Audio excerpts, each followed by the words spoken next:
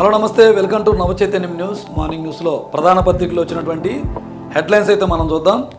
ముందుగా ఈనాడులో బ్యానర్ వార్తగా రామోజీరావు పేరిట ఏర్పాటు చేసిన రామోజీరావు ఎక్సలెన్స్ అవార్డుకు సంబంధించిన వార్తనైతే ప్రధానంగా రాశారనమాట. ఈ అవార్డుల ప్రధానోత్సవంలో తెలంగాణ సీఎం రేవంత్ రెడ్డి గారు, అలాగే ఆంధ్రప్రదేశ్ ముఖ్యమంత్రి చంద్రబాబు నాయుడు గారు, అలాగే గవర్నర్, ఉపరాష్ట్రపతి వీళ్ళందరూ కూడా పాల్గొన్నారు. 900 మందిని వివిధ రంగాల్లో నిపుణులైనటువంటి వాళ్ళని ఎంపిక చేసి వారి నుంచి మళ్ళీ ఫిల్టర్ చేసి ఒక 7గురికి ఈ అవార్డుని అయితే ప్రధానోత్సవం చేశారనమాట. ప్రతి సంవత్సరం కూడా ఇక ఇలాంటి అవార్డులు మేము ఇస్తామని చెప్పి రామోజీ గ్రూప్ ఆఫ్ సంస్థలు ప్రకటించాయి. ఇక స్ఫూర్తిదాతలకు రామోజీ అవార్డులు విభిన్న రంగాల్లో ప్రతిభ చూపిన 7గురికి ప్రదానం. జ్ఞాపిక ప్రశంసా పత్రంతో పాటు 10 లక్షల చొప్పున నగదు బహుమతి కూడా ఇచ్చారంట. ఉపరాష్ట్రపతి, తెలంగాణ గవర్నర్, తెలుగు రాష్ట్రాల సీఎంలు సహా ప్రముఖులు హాజరయ్యారు ఈ కార్యక్రమానికి.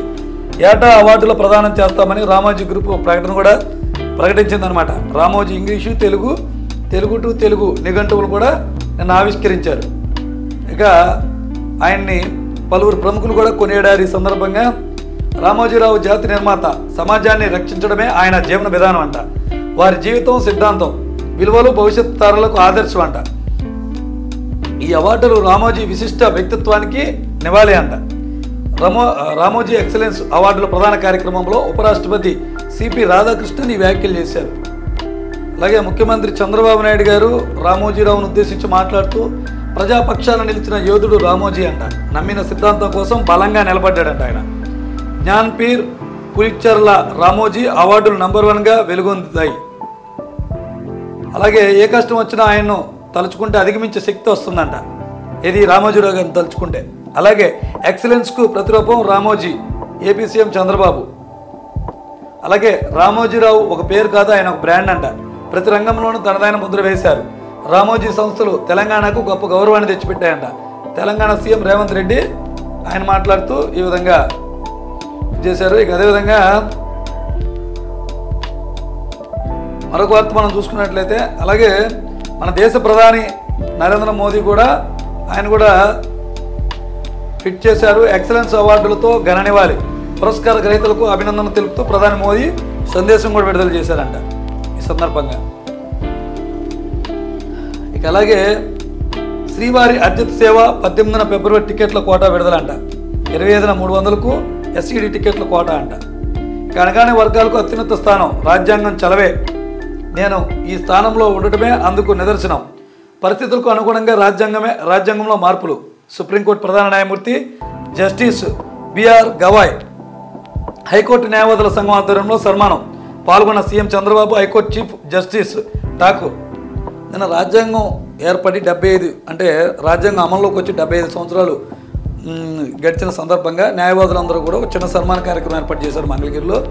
ఈ కార్యక్రమానికి అత్యున్నత న్యాయమూర్తి justice Gavai, high court chief justice Thakur కూడా ఈ కార్యక్రమానికి ముఖ్య అతిథులుగా హాజరయ్యారు. వాళ్ళని ముఖ్యమంత్రి సన్మానించారు. అలాగే ముఖ్యమంత్రిని కూడా సన్మానించారు అన్నమాట. అలాగే కష్టాల సాగు, నష్టాల దిగుబడి. నిండా మునుగుతున్న మొక్కజొన్న రైతు.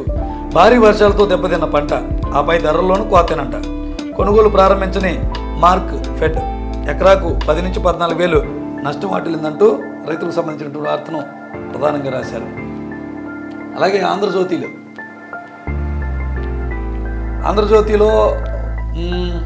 షర్మిల, కవిత, రోహిణి రాజకీయ కుటుంబ రాజకీయాల చిచ్చు అంటూ ఒక వార్తని రాశారు. తేజస్వి యాదవ్, ఆయన సన్నిహితులు నన్ను తీవ్రంగా అవమానించారు. మురికిదారినని డబ్బులు, పదవి కోసమే నాన్న అంటే లాలు కూతురు అనమాట కిడ్నీ ఇచ్చారని తిట్టారు. నన్ను చెప్పుతో కొట్టబోయారు. లాలు కుమార్తె తేజస్వి సోదరి రోహిణి వ్యాఖ్యలు. లాలు ఇంటిని వీడిన మరో 3 కుమార్తెలు. తెలుగు రాష్ట్రాలతో పాటు ఇప్పుడు పక్క రాష్ట్రాల్లో కూడా ఆడపిల్లలతో ఇంటిపోరు అనేది మొదలైందని చెప్పొచ్చు. అమెరికాలో అచ్చకత్వం, అద్భుతం, పూజారులకు మంచి డిమాండ్ ఉందంట. ఐటీ ఉద్యోగులకు మించి రాబడి ఉందంట. అక్కడ నిష్ఠగా వ్యవహరించే వారికి పెద్దపేట అక్కడ రకరకాల వేసాలపై వచ్చి అచ్చకత్వం చేస్తున్నారంట. అమెరికాలో చదువు కోసం వచ్చి ఓపీటీలో ఉన్న కొందరు విద్యార్థులది అదే బాట అంట, సొంతంగా గుళ్ళు నిర్మిస్తున్న వైద్యం. ఇక లిక్కర్ స్కామ్లో కట్టక్ కిలేడి, మద్యం ముడుపుల సొమ్ము దొంగలపాలు. జగన్ ప్రభుత్వంలో జరిగిన స్కామ్లో మరో ట్విస్ట్ అంట. రాజకేశ్ రెడ్డి గ్యాంగ్ వసూలు చేసిన సొమ్ము చోరీ. హైదరాబాద్లో దాచిన 6 నోట్ల కట్టల బాక్సులు మాయం. పకడ్బందీగా రెక్కి హైదరాబాద్లో కలిసి ప్లాన్. ప్రియుడితో కలిసి కాజేసిన ఒడిశా మహిళ అంట. 4 పెట్టెలతో రచిత ఇర్షాద్ గ్యాంగ్ కటక్కు పరారంట. ముందే 2 బాక్సులు కాజేసిన ఇర్షాద్ మిత్రుడు. వసూలుకు ప్రయత్నించిన విఫలమైన రాజ్ గ్యాంగ్ సిట్ దర్యాప్తులో తాజాగా వెలుగులోకి. త్వరలో 5.10 కోట్ల విలువైన ఆస్తులు చెప్తూ. ఏం లేదు, ఈ మద్యం ముడుపులకు సంబంధించి బ్లాక్ మనీ ఉంటుంది కదా, దాన్ని దొంగతనం చేశారంట. ఇది వైఎస్ఆర్ కాంగ్రెస్ పార్టీకి చెందినటువంటి వాళ్ళ స్నేహితులు. వాళ్ళు ఎక్కడ ఉంటారు? వాళ్ళు ఒడిశాలో ఉంటారు. ఒక సందర్భంలో ఇక్కడికి వచ్చి ఈ బ్లాక్ మనీ చూసి దీన్ని కాజేస్తే వీళ్ళు కంప్లైంట్ కూడా ఇవ్వలేరని ఉద్దేశంతో కాజేశారంట. ఇప్పుడు ఈ లిక్కర్ స్కామ్కి సంబంధించిన వ్యవహారంలో సిట్ ముందు ఆ స్టేట్మెంట్ ఇచ్చినట్టు రాశారు. దీన్నే వాళ్ళు వార్తగా రాశారనమాట. ఇక 2 రాష్ట్రాలు కలిసి నడవాలి, చర్చల ద్వారా సమస్యలను పరిష్కారం. తెలంగాణ ఏపీ అభివృద్ధికి సహకరిస్తాం. రామోజీ ఎక్సలెన్స్ అవార్డుల ప్రదానోత్సవంలో ఉపరాష్ట్రపతి సిపిఆర్ తెలుగు భాష సంరక్షణకు కృషి చేయాలని చంద్రబాబు చెబుతున్నారు. ఎస్సీలకు క్రిమిలేయర్ ఉండాల్సిందే, ఆ తీర్పు ఇచ్చినప్పుడు నన్ను తీవ్రంగా విమర్శించారు. అయినా తీర్పును కట్టుబడి ఉన్నా. ఐఏఎస్ కొడుకు కూలిబిడ్డ సమానమా? ఎస్సీలో ఉపవర్గీకరణ బాధ్యతను రాష్ట్ర ప్రభుత్వానికి అప్పగించాం. ప్రాథమిక హక్కుల లక్ష్యంలో కోర్టులదే కీలక పాత్ర. న్యాయం చివరి పౌరుల వరకు చేరాలి. సిజేఐ జస్టిస్ బిఆర్ గవాయ్ వ్యాఖ్యలు. ఏపీ హైకోర్టు న్యాయవాదుల సంఘం కార్యక్రమానికి ముఖ్య అతిథిగా హాజరు. జస్టిస్ గవాయ్ మానవతావాది అని సీఎం ఆయనకి కితాబ్ ఇచ్చారు. ఐబొమ్మ క్లోజ్, బప్పన్ టీవీ కూడా బంద్ అంట. తమను సవాలు చేసిన ఎమ్మడి రవితోనే ఆ వెబ్సైట్లు మూసివేయించిన పోలీసులు. రవి ఇంటి పేరే ఐబొమ్మలో రవిని కస్టడీకి కోరుతూ పోలీసుల పిటిషన్. రవి ఇలా ఎందుకు చేశాడో మాకు తెలియదని ఆయన తండ్రి అప్పారావు మీడియాతో మాట్లాడారంట. మొత్తానికి ఇప్పటి వరకు ఐబొమ్మ కానీ బప్పన్ టీవీలో కానీ పేదలు ఎటువంటి డబ్బులు సబ్స్క్రిప్షన్ తీసుకోకుండా సినిమాలు అనేది వీక్షించారు. కొత్త సినిమాలను కూడా రిలీజ్ అయ్యి 4వ రోజు 5వ రోజే వచ్చేసాయి ఆ ప్లాట్ఫామ్లోకి. మొత్తానికి ఇప్పుడు ఆయన చేత ఆ వెబ్సైట్ని క్లోజ్ చేయించారు. పోలీసులను మీరు పట్టుకోలేరు అన్నట్టు ఆయన సవాల్ ఇచ్చారు కాబట్టి దీన్ని చాలా ప్రతిష్టాత్మకంగా తీసుకున్నారు. లేకపోతే ఈయన చూసి ఇంకొక అందరూ కూడా అదే దారి పడతారని చెప్పేసి ఇప్పుడు దీన్ని ప్రతిష్టాత్మకంగా తీసుకుని క్లోజ్ చేశారన్నమాట. ఇంకా మీ భూమిలో అడంగల్ మాయ, గ్రామ భూముల రికార్డులు దాచేశారు. మీ భూమి పోర్టల్లో కానరాని గ్రామ అడంగల్ అధికారులే చూసేలా బ్లాక్ చేసిన రెవెన్యూ. అందరికీ అన్ని రికార్డులు అందుబాటులోకి. కూటమి హామీ, పలుమార్లు సీఎం పునరుద్ఘాటన. కానీ పారదర్శకతపై సర్కార్ స్ఫూర్తికి విఘాతం. గ్రామ అడంగల్ అందుబాటులో ఉంటే దొంగ పనులను బయటకు వచ్చేస్తాయి. ఆ భయంతో నాడు దాచేసిన జగన్. అదే జాడ్యాన్ని రెవెన్యూ కొనసాగిస్తున్న వైనం. దీని వెనక గూడుపుటాని ఏమైనా ఉందా? రెవెన్యూ తీరుపై సర్వత్రా అనుమానాలు వ్యక్తమవుతున్నాయి. మార్చిలోపు మరో 7 ప్రయోగాలు చేస్తారంట. 2027లో గగన్యాన్, 28లో చంద్రయాన్ 4 చంద్రుడిపై నుంచి నమూనాలు తీసుకొస్తాం. వరుస ప్రయోగాలతో ఇస్రో బిజీగా ఉందంట. రాకెట్ల ఉత్పత్తి 3 రెట్లు పెంచేందుకు వాళ్ళు కృషి చేస్తున్నారంట. ఈ విషయాన్ని చైర్మన్ వి నారాయణ వెల్లడించారనమాట, ఇస్రో చైర్మన్. ఆ గంటలో ఏం జరిగింది? గుంతకల్లు నుంచి కోమలి వరకు సిఐ సతీష్ ప్రయాణించిన సమయమే కీలకంగా మారింది. ఇప్పుడు ఈ దర్యాప్తులో ఆ దశలోనే కేసు దర్యాప్తు. 2వ రోజు కొమలిలో సీన్ రీకన్స్ట్రక్షన్.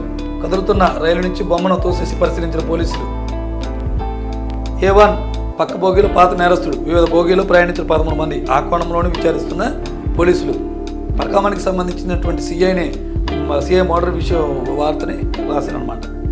భూత వైద్యులు ఢిల్లీ పేలులో కేసులో వైట్ కలర్ ఉగ్రవాదంపై పోలీసులు దృష్టి పెట్టారంట. ఆచూకీ లేకుండా పోయిన 15 మంది డాక్టర్లు, మరో 200 పైన దర్యాప్తు సంస్థలు నిఘా ఏర్పాటు చేశారంట. ప్రియాంక శర్మ అనే వైద్యురాల అరెస్టు, ఆయన విడుదల కూడా జరిగింది. ఆమె సెల్ ఫోను, ఓ సిమ్ కార్డు కూడా సీజ్ చేశారంట అధికారులు. ఉమర్ నబీ సహచరుడు రషీద్ అలీ కూడా అరెస్ట్ అయ్యాడు. పేరున I-20 కారు ఈ రషీద్దేనంట, ఈయన పేరిటే ఉంది. ఆయన అరెస్ట్ చేశారు. సాక్షి అనమాట. సాక్షిలో మహిళా సాధికారత దిశగా దేశం పురోగమనం. సుప్రీంకోర్టు ప్రధాన న్యాయమూర్తి జస్టిస్ భూషణ్ రామకృష్ణ గవాయ్. అన్ని రంగాలను గొప్పగా రాణిస్తున్న మహిళలు న్యాయ వ్యవస్థలో కూడా వచ్చే వారి సంఖ్య గణనీయంగా పెరిగిందంట. ఇది దేశ ఆర్థిక, సామాజిక, రాజకీయ పురోగతికి నిదర్శనం అంట. హక్కులపై అవగాహన ఉన్నప్పుడే న్యాయం సాధ్యం అవుతుందంట. మన రాజ్యాంగం వల్లే అణగారిన వర్గాల వారికి ఉన్నత అవకాశాలు. ఇందుకు ప్రస్తుత రాష్ట్రపతి నేనే ప్రత్యక్ష సాక్షులు అని చెప్తున్నారు. రాజ్యాంగంలో ఉన్న హక్కుల వల్లే వీళ్ళు ఈ స్థాయిలో ఉన్నారంట. ఇలా ఉన్నత స్థాయిలో అత్యున్నత న్యాయస్థానంలో జస్టిస్గా, అలాగే రాష్ట్రపతి ముర్ము గారి గురించి కూడా ఆయన వ్యాఖ్యలు చేశారు. మన రాజ్యాంగం స్థిర రాజ్యాంగం కాదు, పరిస్థితులకు అనుకూలంగా మార్పు. ఒక వ్యవస్థ మరో వ్యవస్థలో ఏ రకంగానూ జోక్యం చేసుకోకూడదంట. ఒకవేళ జోక్యం చేసుకుంటే ప్రజాస్వామ్యం ఏకమేళలో కూలిపోతాయంట. న్యాయ, సామాజిక, ఆర్థిక, రాజకీయ సమానత్వం అవసరం అంట. దీనిని మరింత ముందుకు తీసుకెళ్లేందుకు మనందరం కట్టుబడి ఉండాలని చెప్పి నిన్నట రాజ్యాంగం అమల్లోకి వచ్చి 75 సంవత్సరాలు పురస్కరించుకున్నటువంటి రోజుగా ఏర్పడిన సభలో ఆయన మాట్లాడిన వార్తను సాక్షి బ్యానర్ వార్తగా రాసింది. రాష్ట్రం దూసుకెళ్తున్నది అప్పుల్లోనే. సీఎం చంద్రబాబుపై వైఎస్ జగన్ ధ్వజం. తీవ్ర ఆందోళనకరంగా ఆంధ్రప్రదేశ్ ఆర్థిక పరిస్థితి. 2025-26 తొలి నెలలో రాష్ట్ర సొంత పన్నుల ఆదాయ వృద్ధి 7.3%. గత ఏడాదితో పోల్చితే ఈ ఏడాది మొదటి 6 నెలల్లో జీఎస్టీ, అమ్మకపు పన్ను ఆదాయాల వృద్ధి 2.85%. ఇక ఈ శాతాలు మనం పరిశీలిస్తే మనకి ఏమీ అర్థం కాదు. సింపుల్గా ఒక మాటలో చెప్పాలంటే, గత ప్రభుత్వం సంక్షేమ పథకాలు ఇచ్చి అప్పులోకి తీసుకెళ్ళింది, అప్పులు ఎక్కువ చేస్తుంది. ఇప్పుడు ప్రభుత్వం కూడా అదే చేస్తుంది. దీని పర్సంటేజుల్లో ఇలా లెక్కలు చూపించినప్పుడు మనకి ఏం అర్థం కాదు. మొత్తానికి ఏ ప్రభుత్వం అయినా అప్పుల బాటలోనే నడుస్తుంది. మన తలసరి ఆదాయం అనేది పెరగడం లేదు. ఇంకెందుకు పెరిగింది? ఉచిత పథకాలు ఇస్తే గత ప్రభుత్వాన్ని మించి ఇప్పుడు ఉచిత హామీలను ఎక్కువగా అమలు చేస్తుంది ఈ ప్రభుత్వం. ఇంకా రాకుండా ఎలా ఉంటుంది? వోల్ట్సన్ మరో వరుస అంట. కేవలం 10 లక్షల మూలధనంతో 2 నెలల క్రితమే ఢిల్లీలో ఈ కంపెనీ పుట్టిందంట. 1,504 కోట్ల పెట్టుబడులట. ఏకంగా 1,037.86 కోట్ల రాయితీలు ఇచ్చారంట. పెట్టుబడులు ఏకంగా 69% రాయితీలంట. ఇది కాకుండా ఎకరా 60 లక్షలతో నాయుడుపేటలో సీజ్ చేసిన 37 ఎకరాలు, సెజ్లో 37 ఎకరాలు. ఎలాంటి అనుభవం లేకపోయినా సోలార్ ప్యానల్ తయారీ యూనిట్ వాళ్ళకి అప్పచెప్పారంట. కోట్ల విలువైన భూమితో పాటు భారీ ప్రోత్సాహాలపై అధికార వర్గాలు విస్తృత చర్చ నడుస్తుందంట. చూడండి, వరుస కంపెనీకి కూడా అసలు ఊరు పేరు లేదు. ఒక చిన్న అపార్ట్మెంట్లో ఒక చిన్న ఫ్లోర్లో పెట్టిన కంపెనీకి 1000 కోట్లు పెట్టారు. అది ప్రభుత్వం అప్పుడు చాలా విమర్శలు ఎదుర్కొంది, కూటమి ప్రభుత్వం. మళ్ళీ అదే పేరుతో అప్పుడు ఏ అనుభవం లేని సోలార్ కంపెనీకి ఒక లైసెన్స్ ఇచ్చింది. వాళ్ళకి అనుభవం లేకపోయినా రాయితీలు ఇచ్చి భూములు కూడా కట్టబెట్టి అస్వస్థత, వాంతులు, విరేచనాలు, జ్వరం బారిన పడిన అల్లూరు జిల్లా రాజేంద్రపాలెం ఆశ్రమ విద్యార్థులు. కేజీహెచ్లో 2 బాలికలకు చికిత్స, మిగిలిన వారికి రాజేంద్రపాలెం పిహెచ్సిలో. కలుషిత ఆహారమే కారణమంట. ఆందోళన కలిగిస్తున్న వరుస ఘటనలు. గత నెలలో కురుపం స్కూల్లో 2 బాలికల మృతి, 120 మందికి పైగా అస్వస్థత. అయినా చలనం లేని చంద్రబాబు సర్కారు. చూడొచ్చు, హాస్టల్లో ఆహారం కలుషితం. ఇదంతా మంత్రి పదవులకు ఫార్ములా. ప్రతి 6 ఎమ్మెల్యేలకు ఒక మంత్రి పదవి. బీహార్లో ఎన్డీఏ పక్షాల మధ్య అంగీకారం అంట. బీజేపీకి 14 మంత్రి పదవులు దక్కే అవకాశం ఉందంట. ఈ నెల 19 లేదా 20న నూతన సీఎం ప్రమాణ స్వీకారం కూడా చేస్తారంట. ఇక హిందూపురంలో పోలీసులు ఓవర్ యాక్షన్. టీడీపీ గుండాల దాడిలో ధ్వంసమైన వైఎస్ఆర్సీపీ కార్యాలయాన్ని పరిశీలించేందుకు వెళ్తున్న పార్టీ నేతలను అడ్డుకుంటున్న పోలీసులు. పెనుకొండ వద్ద వైఎస్ఆర్సీపీ అనంతపురం జిల్లా అధ్యక్షులు అనంత వెంకటరామిరెడ్డి అడ్డగింత. హిందూపురం వస్తున్న విశ్వశ్రీ, కేతిరెడ్డి, పెద్దారెడ్డి ముఖ్యులను అడ్డుకున్న పోలీసులు. ధర్మవరం, పుట్టపర్తి, కదిరి, అనంతపురంలో నేతల హౌస్ అరెస్టులు. వైఎస్ఆర్సీపీ అధికార ప్రతినిధి గోరంట్ల మాధవ్ అనంతపురంలో హౌస్ అరెస్ట్ అయ్యారంట. పలువురు నేతలపై అక్రమంగా ఎస్సీ, ఎస్టీ కేసులు కూడా నమోదయ్యాయంట.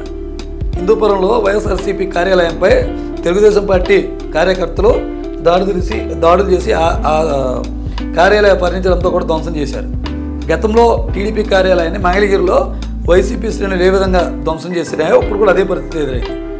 నాడు అది దౌర్జన్యం, దుర్మార్గం అంటూ చెప్పిన తెలుగుదేశం పార్టీ ఇప్పుడు హిందూపురంలో ఈ ఘటన ఎందుకు చేసిందో వాళ్ళే ప్రశ్నించుకోవాల్సినటువంటి పరిస్థితి ఉంది.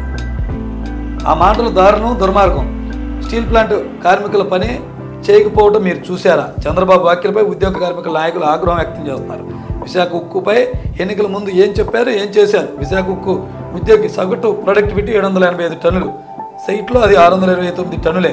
3.4 నుంచి 7 మిలియన్ టన్నులకు మేము పని చేయకుండానే ఉత్పత్తి పెరుగుతుందా అని వాళ్ళు ప్రశ్నిస్తున్నారు.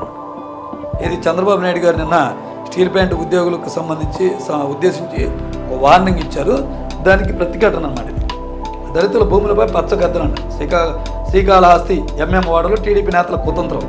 154 కోట్ల విలువైన 3 ఎకరాలు కొట్టేసేందుకు పక్కా స్కెచ్ అంట. దీనికి రికార్డులు కూడా తారుమారు చేస్తున్నారంట. సబ్ డివిజన్ల పేరుతో ఈ కుట్ర చేస్తున్నారు. నకిలీ పేరుతో రిజిస్ట్రేషన్కు సన్నాహాలు చేస్తున్నారు. అలాగే ప్రజాశక్తి, ఇక అలాగే ప్రజాశక్తిలో కూడా నిన్న ఈ రాజ్యాంగం అమలుకి వచ్చి 75 సంవత్సరాలు పురస్కరించుకున్న దాని గురించి రాశారు. అమెరికాలో ఒకరికి బర్డ్ ఫ్లూ అంట, వాషింగ్టన్లో కేసు నమోదు. రాష్ట్రంలో SIR నిలిపివేయాలి, ఓటు హక్కు నిరాకరించొద్దు, రౌండ్ టేబుల్ సమావేశంలో డిమాండ్ చేశారంట వక్తలు. జల విషాదాలు, వేర్వేరు ఘటనలో 4 మృతి, 1 గల్లంతంట. ముఖ్యమంత్రి కార్మికులను బెదిరించడం తగదు, CPM రాష్ట్ర కమిటీ ఖండన. కొనసాగుతున్న అల్పపీడనం, విపత్తుల నిర్వహణ సంస్థ. ఛత్తీస్గఢ్లో మరో ఎన్కౌంటర్ జరిగిందంట. స్నిప్పర్ టీం కమాండర్ మధ్వి దేవ్తో సహా 3 మావోయిస్టులు మృతి చెందారంట. అప్పుల బాధతో కౌలు రైతు ఆత్మహత్య అంటూ ఒక వార్త. కొల్లేరుపై ఆంక్షలు కత్తి. ఆన్ సర్వే భూములో రబీలో వరి సాగుపై నిర్బంధం, అటవీ శాఖ అధికారుల వేధింపులపై అన్నదాతల ఆందోళన బాట అంటూ వార్తనిచ్చారు. సో ఇవి ప్రధాన పత్రికలు వచ్చినటువంటి ప్రధాన వార్తలు.